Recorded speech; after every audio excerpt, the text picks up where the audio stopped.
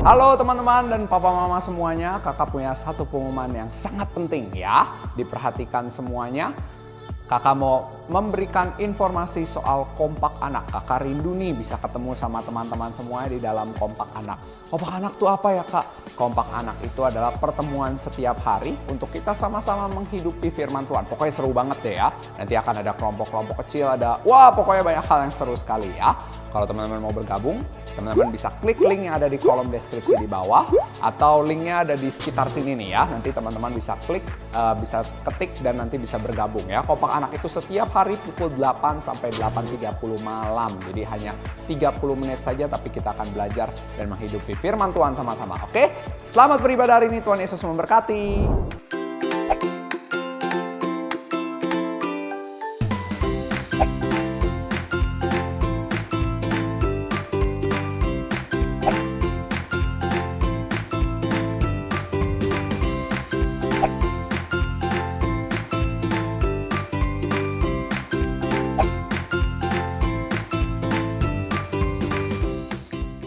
Ayo teman-teman, kita mau memuji Tuhan. Keg Warrior, let's go! Sekali lagi, Keg Warrior, let's go! Jesus, amin. Jesus, amin. Kita mau katakan, akulah anak Allah, di mana ku ada. Aku ini hambamu. Aku ini hambamu dalam karyamu. Akulah anak Allah, di mana? Di mana ku ada. Aku ini hambamu dalam karyamu. Tiada yang memutuskan tali kasihmu bagi diriku. Tiada yang memutuskan pada waktuku hidup dalam Tuhan. Dan ku mengasihi Tuhan dengan segenap hati. Sebab Tuhan mengasihi dan selamatkanku. Wah, ayo teman-teman, kita lebih semangat lagi. Kita percaya Tuhan Yesus sudah selamatkan kita, makanya kita mau berikan dia pujian yang paling luar biasa. Betul nggak, Darren? Iya kak, kita mau katakan lagi, akulah anak Allah. Akulah anak Allah, di mana ku ada. Aku ini hambamu dalam karyamu. Akulah anak Allah, di mana ku ada. Aku ini hambamu dalam karyamu. Tiada yang memutuskan tali kasihmu bagi diriku. Tiada yang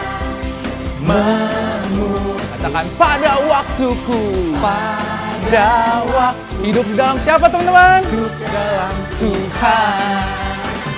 Tiada yang katakan tiada yang memutuskan tali kasihmu bagi diriku. Tiada yang memutuskan pada waktuku hidup dalam Tuhan. Ku mengasihi, katakan dengan segenap hati kita.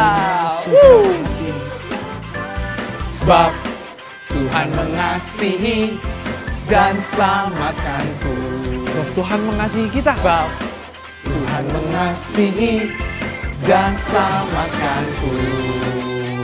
Yeay! Anak Indonesia ceria, sehat, kuat.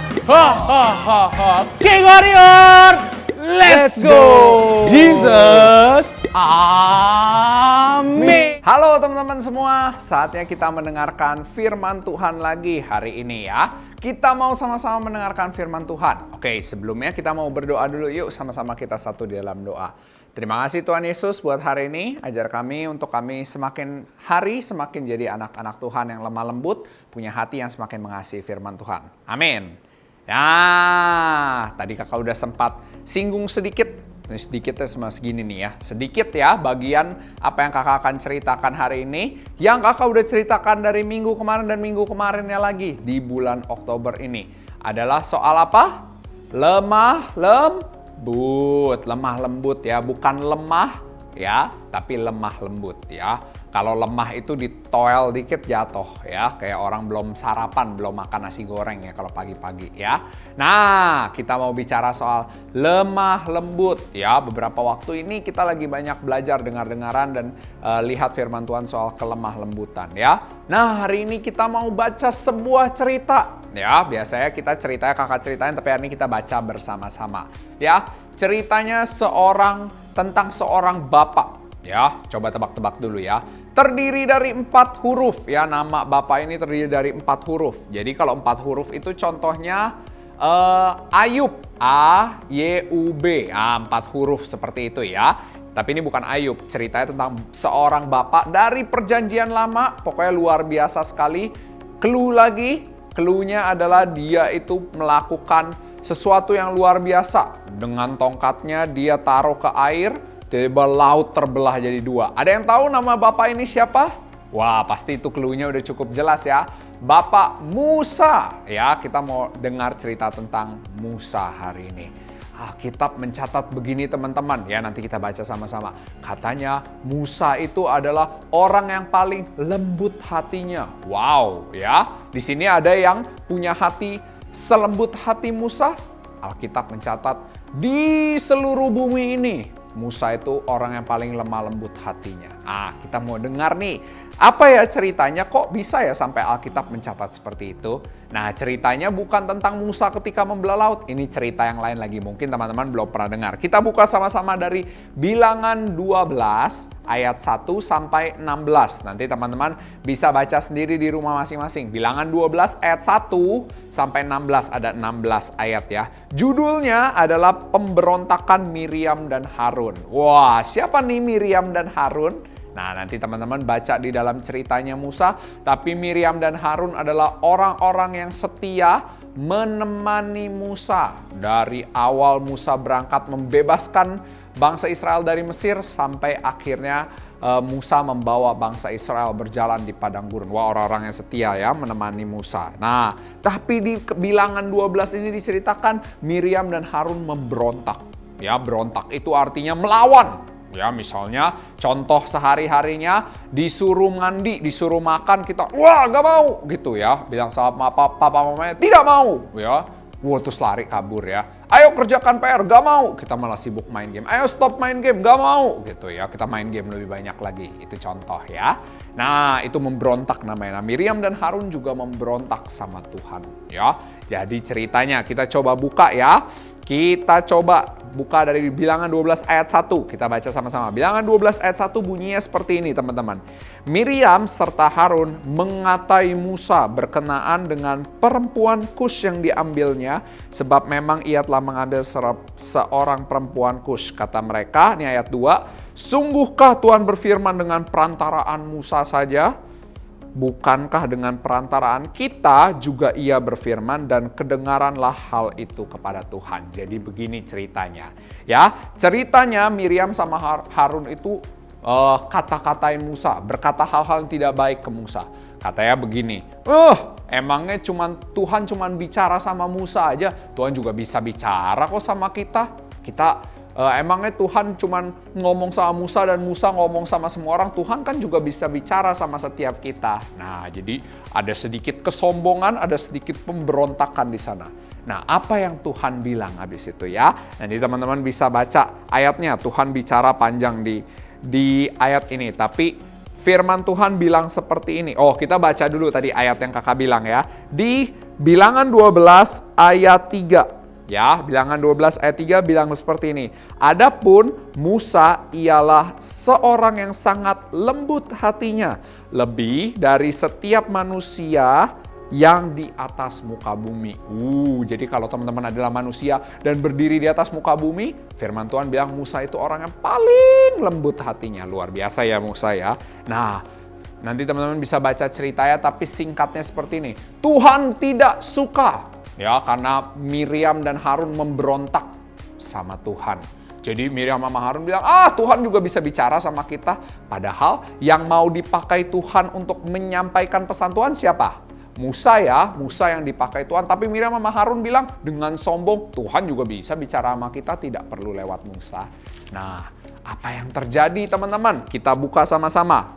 Di Bilangan 12 ayat 9 dan 10. Kita coba baca bersama-sama ya. Ayat 9 dulu kita baca bersama-sama.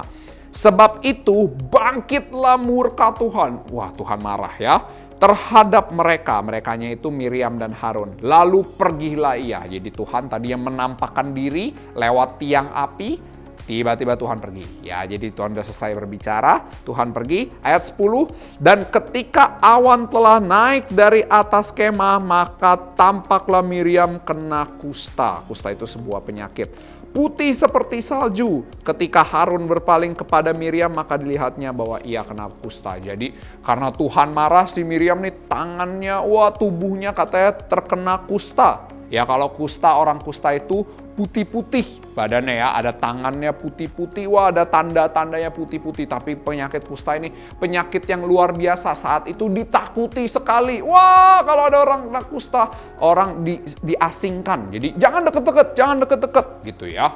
Karena ditakuti sekali penyakit ini ya. Jadi saat itu juga Miriam terkena kusta. Sampai Harun bilang di ayat 11 begini, Tuanku, janganlah kiranya timpahkan kepada kami dosa ini yang kami perbuat dengan kebodohan kami. Jadi Harun udah minta ampun. Harun bilang, kami tuh salah ya tadi, kami bodoh ya melakukan hal yang tadi. Nah, tapi yang menarik adalah apa yang Musa katakan. Nah, kita coba baca sama-sama yang Musa katakan di ayat 13 ya, kita baca bersama-sama. Baca di rumah masing-masing ya, ayatnya udah muncul nih di layar ya.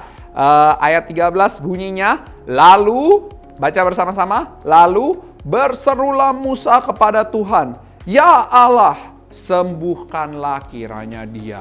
Loh, maksudnya apa Kak? Jadi ceritanya Musa udah dikata-katain. Ya, Miriam sama Harun udah bilang, emangnya kamu doang yang bisa dengar suara Tuhan? Kita juga bisa. Jadi mereka sudah merendahkan Musa. Tapi apa yang jadi sikap hatinya Musa? Musa bilang, Tuhan, sembuhkan Miriam, sembuhkan dia. Jadi walaupun Musa udah dikata-katain, Musa nggak punya sikap hati yang oke, karena kamu udah katain aku, kita musuh. Gitu ya, biasa kita suka gitu, keluarin jempol, gitu musuhan gitu. Atau aku nggak mau lagi deh, gitu. Nggak mau lagi deh urusan sama kamu, rasain kamu ya, kena kusta, kena sakit, rasain kamu. Musa kayak gitu nggak? Enggak ya, kita kayak gitu jangan-jangan teman-teman. Ada temennya iseng sedikit sama kita, begitu temennya kena musibah, kena masalah, misalnya ditegur atau jatuh, misalnya lagi main-main, teman kita ada yang iseng, terus kesandung jatuh. Terus kita bilang, rasain kamu sih nggak taat, kamu sih nakal, misalnya kayak gitu.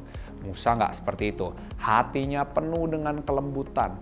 Walaupun ada orang yang perlakukan kita tidak baik, Musa tetap perlakukan orang itu sebaik-baiknya. Wow, ya kita belajar punya hati seperti hati Musa yang lemah lembut.